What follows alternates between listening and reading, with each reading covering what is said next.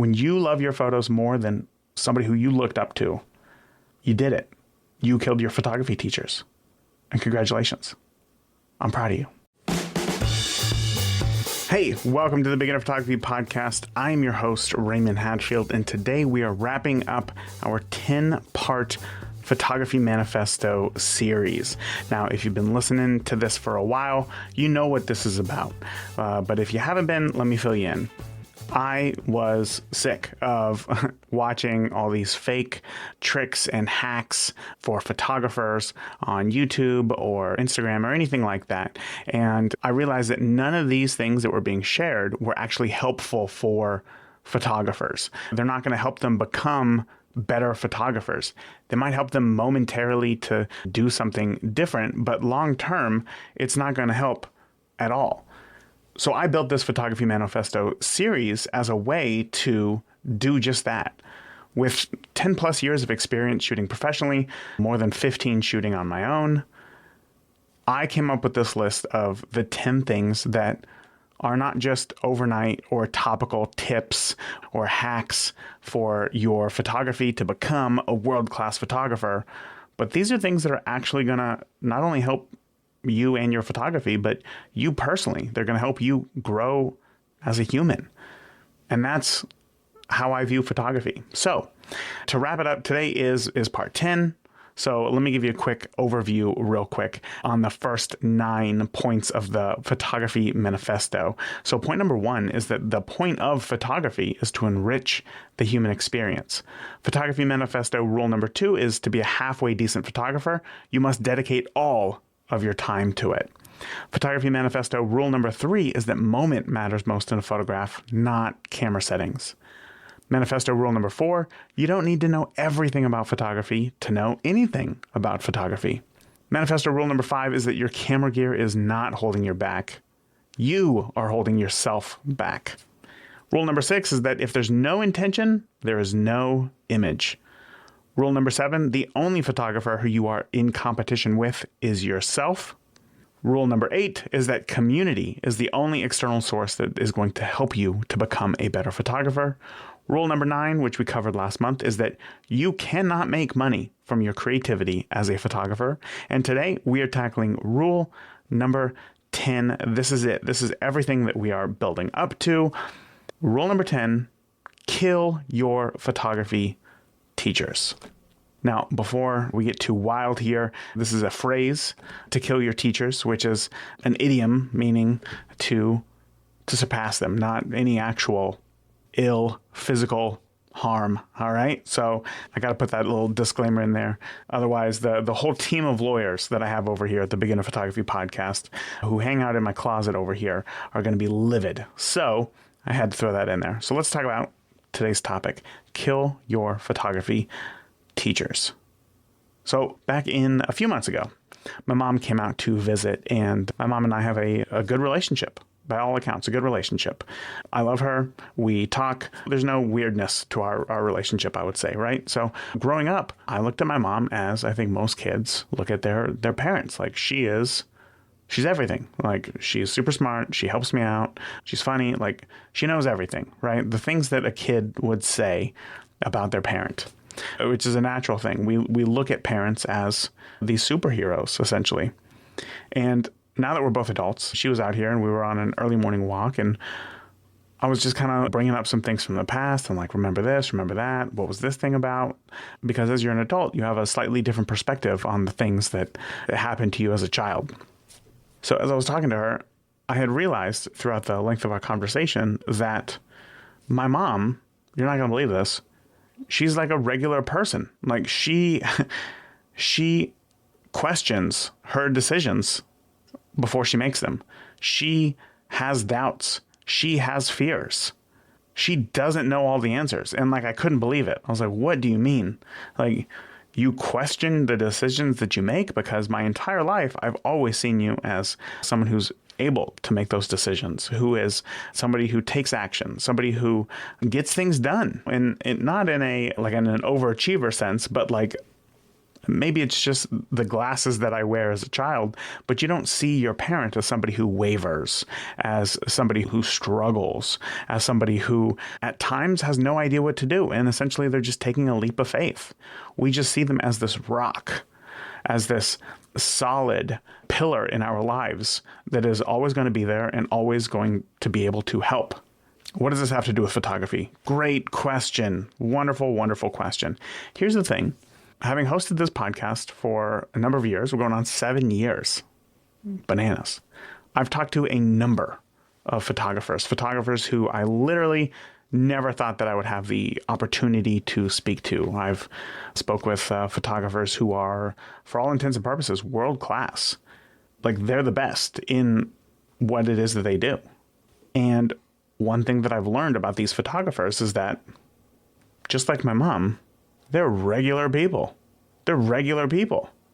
They question their decisions. They have fears. At times, they don't know what to do. At times, the thought of making a decision is paralyzing. Sometimes they have bad shoots. Sometimes they get bad reviews on their images. Sometimes they're not happy with the work that they're producing because they're human. These people are humans. We like to, just like I did with my mom growing up, I looked up to her because you're a kid. You don't have any experience in the world. You don't know how to navigate things. And when you need to be able to do something like survive, go to school, tie your shoes, bring a lunch, and they're able to do that for you, you look up to them. It's natural to look to somebody for help. It's just a natural order of things. We do that everywhere. We always look for somebody to either guide us, lead us, or give us the information that we need to make a decision. And as a parent, even though now that I'm a parent myself and I can kind of look back at my childhood and the decisions that my mom made and think to myself, wow, she handled that extremely well, even though at the time, I don't know, I was livid for whatever reason. Being a parent now, I see that that is my job for my kids.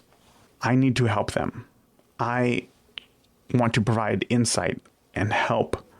And the reason is because I want them, and I guess I could just say parents, because parents want their kids to grow up to be functional adults. Like, that is our main job as a parent, to raise children who are kind, who are responsible, and who make good decisions. That's it. So when there's somebody in a role who obviously wants to help a child, and that child needs help with things and knows that their parent will be able to help them, in our brains, we naturally just see, okay, here's somebody with more experience. I need to listen to them. I need to stay close because they, going back to our Neanderthal days, they're going to be able to help in any sort of survival situation, even though tying your shoes isn't exactly the same as, I don't know, running from a lion on the Serengeti, right? Like, it's not the same sort of survival moment, but our brains think that it is. So we start looking up to leaders. And now, today, with the internet, it's now easier than ever to find a teacher, a mentor, a leader, somebody to guide you. These teachers are everywhere now. And that can be a good thing. That can be a bad thing. That can be a really good thing because now when you are interested in something, anything, underwater basket weaving, I would be willing to bet that there is somebody who can teach you how to get it done, how to do it. And when you have no idea what you're doing, you're now taking the guidance from others who have come before you and applying it to your own life, applying it to your own practice so that you can grow your skills better, faster, stronger than the person who came before you. That's what you want. You want to be great. You don't want to get into photography just because, I don't know, I like to take photos every once in a while. No, you want to get into photography because you, whether you're going to say it out loud or not, you want to be able to create images that are going to make an impact on somebody else's life or your own life. Remember, rule number 1, the point of photography is to enrich the human experience. It's not to live in a silo. So when you want to help, You also need help. You have to be open to taking help. And that is why it is so great that we live in a time with the internet and can find teachers of all sorts to help us achieve the things that we want to achieve. But this can also be bad because there's that, I don't know what's called. There's the paradox of decision overwhelm, right? There's so many decisions that you get overwhelmed, or decision fatigue rather. There's so many decisions that you get overwhelmed, you get fatigued, that you end up making no decision. And when you make no decision, you don't make any action. And when you don't make any action, you make no progress. But man, in those moments, does it feel good and does it feel easy to watch somebody else on YouTube go on a downtown photo walk? You almost feel like you're getting out and shooting. You almost feel like their photos are your photos. You're like, oh, I saw that too. I'm glad that we took this photo. Even though you know in your brain, logically, those aren't your photos. You didn't go out on a photo walk. That can stimulate the same area of the brain as actually getting out and doing it. And this is terrible. This is real bad. Because now you're learning nothing. You're doing nothing to become a better photographer. You're watching other photographers shoot. You're not actually shooting. That's not helping you. That's not helping you. So as any parent knows that you got to get your child to become a decent, a kind, a functioning, a responsible member of society, teachers feel the same way. But here's the problem. The problem is twofold. When you give birth to somebody or a child is introduced to your family, there's almost like an end date to when they're a kid. Whether it's 18, whether it's 13, whatever that number is, in your head, these kids are growing up. They're eventually going to leave the nest. I got to do everything that I can now to prepare them for that moment. When you're an adult and this is a hobby and there's no project or deadline in which you need to achieve something, we can very easily get caught in the cycle of just continuing to do the same thing over and over again because it feels comfortable. It feels like we're making progress when actually we're not doing anything. So we have to ask yourself, or we have to ask ourselves, when do we grow up? At what point do we grow up? And again, I'm not talking about being a child turning into an adult. But at what point do we learn enough about photography that now we get out and flap our wings? There's no like direct answer. I can't answer that for you. Society can't answer that for you. I can look at your photos and I still can't answer it for you. I can find out how you shoot and I still can't answer it for you. Nobody can answer that for you. You have to answer it for yourself. And that's why it is hard. And I get it. I get it. You needed help. You didn't know what was the difference between aperture and f-stop. You didn't know why all your photos are turning out blurry when you're photographing kids running around or birds. You don't know why your photos are so dark every time you're inside or why your photos are so yellow. You don't know these things. But let me remind you that you only don't know that you don't know these things, or you only know that you don't know these things because you tried something, because you actually got out and you tried something. And just like a kid doesn't grow up and just sit there and ask you questions, hey, when I'm 15 and this kid at school is a jerk to me around the person that I like, what do I do? No 4-year-old's ever going to ask you that question. We don't know that question to ask until we're in that situation. Meaning you have to go out and shoot. You have to go out and shoot. That's the only way that you're going to get the experience to, again, grow experience. That's the only way that you're going to get experience. But that's also the only way that you're going to be able to know what questions to ask, to know where you need help, to know what is important to you, what is not important to you. But it has to start with you shooting. So in the same sense that today I'm 35, about to turn 36, and I look at my mom and I think, oh man, when she was 36, I looked at her as if she had her life together. I look at photos from that time of her life and I think to myself, she did it. Like, she is an adult. I look at myself at this exact same age and I think, nope. What am I missing? What don't I have together? What is not figured out? And yet I look on paper and I say, wow, I've actually done a lot of the things that I wanted to do by 35. I don't consider myself a failure, but I definitely don't feel like I don't have the same confidence that I thought my mom had when we're at the same age. And yet here we are, both adults. She's older in life. She has more experience. And she tells me that she struggles making decisions. She questions them, but she has to make a decision. You have to make a decision. And the only way to make a decision is to have experience. And that experience comes from actually doing something. I moved out. I went to film school.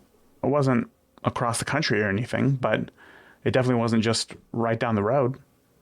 It was like a full day's drive to get back home from when I was in school. This isn't just like a quick thing like, oh, I don't know how to do this. I'm going to go over to my mom's house and ask her this one question. That wasn't a possibility. But I had to leave the house because that's the only way that I can start to do things that I wanted to do. I wanted to make an impact with images. It's why I knew that I wanted to get into cinematography. I loved playing with light. I love playing with lenses. I love playing with gear and technology and camera angles and all of these things. This idea of motion, I loved everything about it. But if I waited until I said I was ready, I will never be ready. Because what I learned from my mom is that she's never ready. She never feels ready. There's no way that you can prepare for absolutely everything. The only thing that you can do is trust in yourself that you're going to make the right decision to the best of your ability. And I mean, I think that that's what everybody does. Like even my daughter who wanted to run upstairs with her roller skates on her feet. I had to be like, I don't think so. She thought that that was a good decision.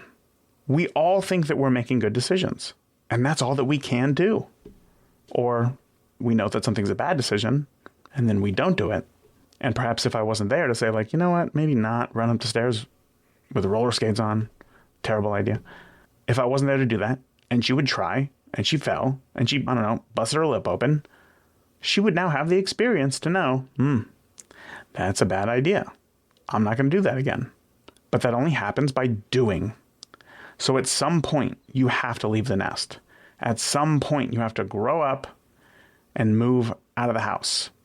At some point, you have to do the thing. I wrote down this quote from Leonardo da Vinci. Leonardo da Vinci said, "Poor is the student who does not surpass the teacher." And I struggle with this a lot because there's a lot of ideas that, and I've said this on the podcast before, maybe this is American, maybe this is like a Western thing, I don't know, but there's like this hustle culture and like you always have to be busy and whatever you're doing, you have to turn it into a side hustle and like make extra money and all these things. And that, because there's so many people on earth, because the internet brings so many people to us, we see other people doing these things. I, this past year, have gotten into lawn care. I play disc golf. I brew beer. All of these things I'm not great at. I'm not the best. I'm not great. In fact, if I was in a room full of 100 other people that were also into disc golf, I would feel like I know the least about disc golf there.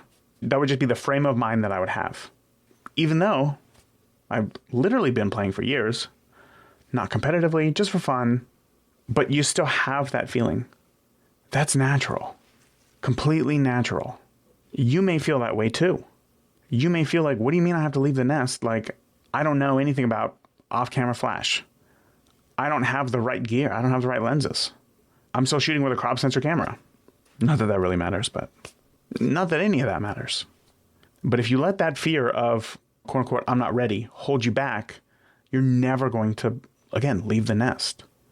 And could you imagine going your whole life, living at home? Not that that would necessarily be a bad thing, but I think that if you could imagine meeting somebody in their older years in life and they never left home, that there's almost like an emptiness to them, that there's an aspect of life that they never had to go through. They never had to drive to work with the gas light on and knowing that it's still like 5 days until payday and you have $0 in your bank account. They've never had to feel the need to figure these things out on their own. They've always had some sort of safety net, which brings up my next point, which is that to be able to leave, you have to learn, right? To get to this point that I'm saying right now, to just abandon the education of everybody who you pay attention to online and really try to go out on your own. Before you do that, you do have to know some stuff. I wouldn't be an adult if I didn't have a parent. I wouldn't be here talking to you if I didn't have teachers. So you do need that. That is a very important element. And I don't want this whole idea to be misunderstood as like, forget training, forget education, forget all that. Just go out and do it. You're ready to go, because that's not what I'm saying. But I will say that I have found that 99% of people are more ready than they think that they are. And that holds you back. When you feel like you're not ready, it is scary to take that step. When you feel like you're not ready, of course it looks like everybody else has their stuff together. When you feel like you're not ready, who are you to go out there and do that, right? I felt that very heavily when I really started to get into weddings. When I started to market myself as an Indianapolis wedding photographer. One, knowing that I live about 45 minutes away, I was like, can I even label myself as an Indianapolis wedding photographer? And then two, I would see the works of these other photographers who lived near me doing what it was that I wanted to do. And I would think to myself, I am not on that level. How can I call myself the same thing that they're calling themselves when I'm not on that level? But it takes trust in yourself. It takes knowing that that's what you want to do. It takes curiosity to explore. It takes being humble to know that's not where I'm at. But it's close to where I want to be. And that takes time. And that takes curiosity, being curious about the world around you, about how things work. I mean, I'd give anything for my kids to stay as curious about the world as they are right now, because that is such an important quality to foster as a human. When you're curious about something, to explore it. Don't just immediately say, ugh, I heard other people talk about this and they say that it sucks. So guess what? I don't like it either. And I'll be honest, I get that a lot when I tell people that I shoot JPEG. I get this, ugh. I've seen so many videos by X photographer who says, that is a terrible idea. You have no latitude. You have zero dynamic range. Your photos could be way sharper. How do you control that? It's dumb. I get that stuff. Like, people say that to me. Like, immediately, it's like if you're in a room of photographers and you say that you shoot JPEG, man, you are the loneliest guy in that room. I'll tell you what. I will tell you what. And boy, does that not feel good. And it makes you question yourself. But in the end of the day, like, they're right. Shooting RAW is a better format. It's more flexible. But for my use, for the reasons why I shoot JPEG, I know that it's the right choice for me. I had to go out on my own to find that. If I just sat behind some headphones and listened to podcasts, if I just sat behind a computer screen and just watched YouTube tutorials, I would never be able to make that decision on my own. Coming to that decision took me trying something, me going out on my own, rather than saying, hey, internet, I'm thinking about just maybe shooting JPEG. What do you think? And then just being murdered with the worst comments you could ever imagine in your whole life. Because if I did that, I'll tell you what, I probably wouldn't be right here, right now, talking to you. I'd feel so embarrassed. But you have to know who you are. You have to know the reasons why you do the things that you do. And the only way that you're going to do that is by doing it yourself. And the best way to do it yourself is to actually go out and try. Gain that experience. But know that experience is not just blanketed wisdom. Sure, I have more experience than you, maybe. But that doesn't mean that everything that I do or everything that I say is going to be right for you and your photography. Sure, that person on YouTube who you watch who does all these endorsement videos because brands love them and they have their own line of backpacks. Tons of experience. You've even seen their photos and their YouTube videos. What if you don't want to live that life? What if that's not the style of photography that you want to do? Are those photos really making an impact on anybody? Or are they just popular? You know what was popular? Giant hair in the 80s. Looks dumb today. If I saw somebody with like giant shoulder pads today, I'd be like, what happened? What hot tub time machine did they just hop out of? Because they're not from this time. Things change. But the only way that you're going to figure out how to do things is to go through life and do them yourself. And I thought about this the other day when I was at my daughter's basketball game. We were getting ready for her game. And we were there a few minutes early and we were watching the game being played before. It was with some older girls. I don't know, 12, 13, something like that. And as we're watching the game for a few minutes, you can tell the order in which, I don't know how good these girls are, I suppose, because everybody seemed to pass it to the same one or two girls and before they would take the shot. So clearly these girls were some of the stronger shooters. Great, that's fine. Whatever. But one of those two girls, I noticed every time she would get the ball, she would immediately look back over to the coach as if like, okay, now what? Now what do you want me to do? What should I do? And, the coach would be right there like, yeah, let's go. Good job. Like, go down the court. And then would be yelling out, pass it to, I don't know, Sarah, whatever. And then this girl would. She would do these things. And then she would look back. And she'd do this over and over and over again. And there was once where somebody on her team shot, missed, rebound, and she caught it. And what she could have done in that moment, now, of course, I'm just on the sidelines, is that there was somebody down back a little bit that she could have, who was open to throw the ball to, and then they could have made the shot. But what she did instead was look at the coach. And the coach had to say, throw it to, I don't know, Erica, throw it to Erica, who was that girl who was open. But by the time she turned around to look at Erica and throw the ball, somebody was now covering her. She missed that opportunity. She missed that opportunity because she wasn't willing to go out on her own and try things. She's scared to fail. She's so scared to fail that she needs validation from everybody else to say, hey, you're making the right decision, or that's not the right decision. And that feels good inside because suddenly if something does go wrong, because, hey, we're human, things go wrong all the time. Now we have somebody else to blame. Well, hey, coach told me to throw it to Erica, so I did. It wasn't my fault that somebody else was covering her. When we take that blame off of ourselves, a little bit of us dies inside. Like we almost become a little bit more calloused to trying new ideas, to being open, to exploring new things. So, okay, you get it. You get it. How can we then go out on our own, right? How can we go out on our own? Let's talk about that. How can we go out on our own? What are the things that we can do as photographers to go out on our own? Okay, first thing that you need to do is turn off this podcast. I'm just kidding. Don't do that. Please don't do that. Please. One thing that I did personally was I realized that I was getting into this habit to where I'd be busy throughout the day. I'd be working on stuff. And then we would have basketball practice in the afternoon, or I'd have to mow the lawn or house things. And that kind of the only time that I was having to myself was in the evening, 8, 9 p.m. And because it's 8 or 9 p.m., the sun is now down. Now that it's wintertime, you're not going to go out and shoot. You're not going to do those things like maybe you could in the summer. So what I found is that I was just watching videos on YouTube.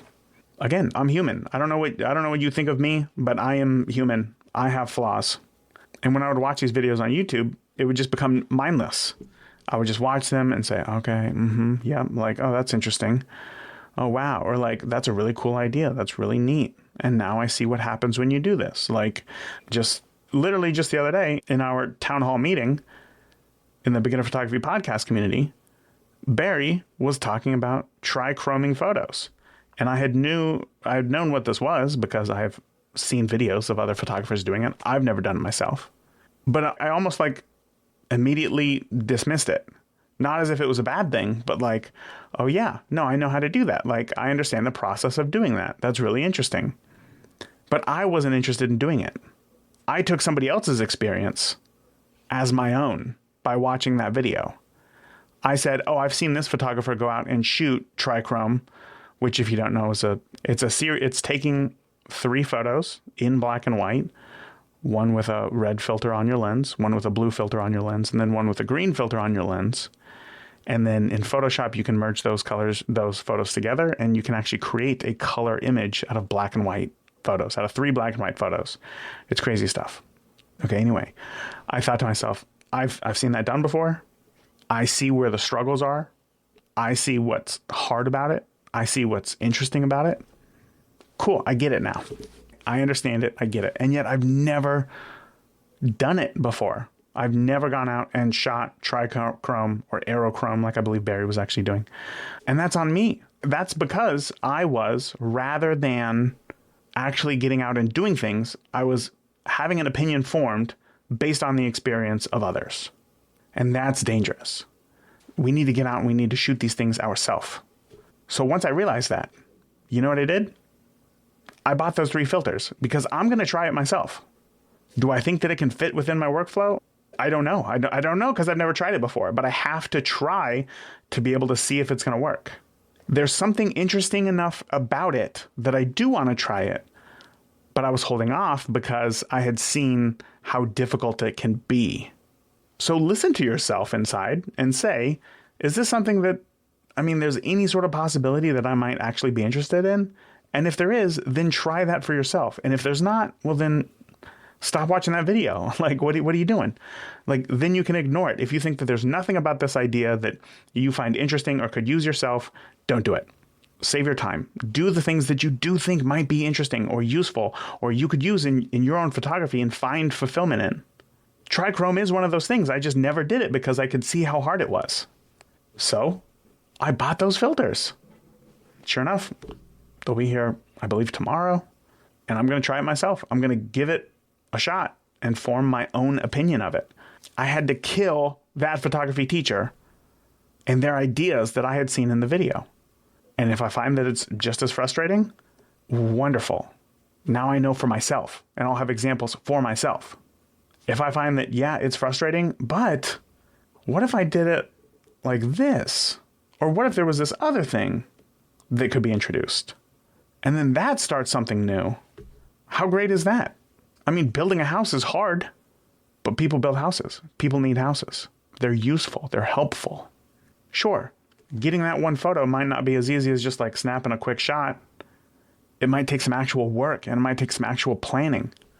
But sometimes those photos end up meaning the most to you. The point is that you have to be able to do something to try it, to decide whether or not it's going to work, rather than watching reviews and then taking those opinions or their experience as fact and that it's going to be that way for you. Like I said, I shoot JPEG. That doesn't mean that I think you should shoot JPEG. And you shouldn't think to yourself, maybe I should try to shoot JPEG. You should think to yourself, what are the benefits of JPEG and would it help me at all? And then you can look into it and then you can decide. But just because I've experienced in something doesn't mean that it's going to work for you.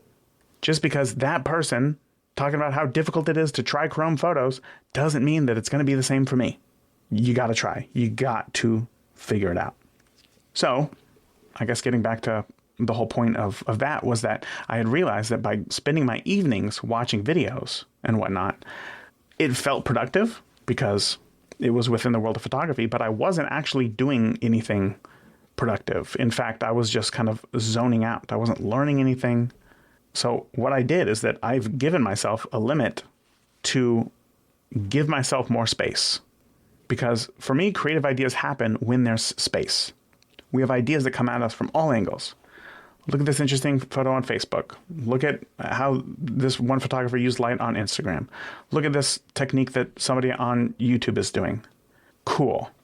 If you take in all this information, but you don't give yourself the space to let your brain do something with it, then it's going to be wasted. Space is so, so, so helpful. There's that quote, I think it was Benjamin Franklin, but I'm not sure who it was, who said, if you give me an hour to solve a problem, I'm going to spend the first 55 minutes defining that problem. And what I take that as sometimes it's not about just like brute force, taking in all the information, watch these videos, listen to these podcasts, read these blog posts, let me see all the photos on social media. Sometimes it's being more intentional.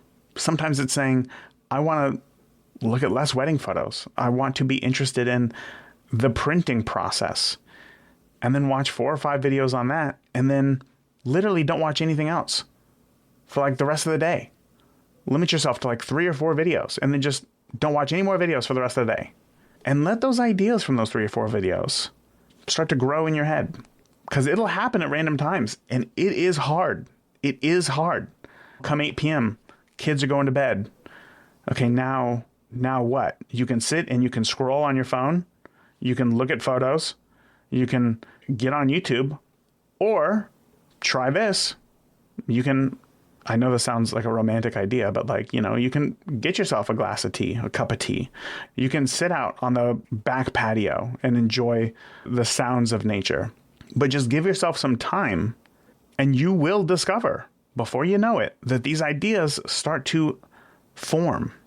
That one guy said that this is how he does this sort of printing, but it's a little bit different when you do it at a different aspect ratio. But I wonder if I shot like that in camera and then I did this other thing as far as post-production goes, I wonder what that would do.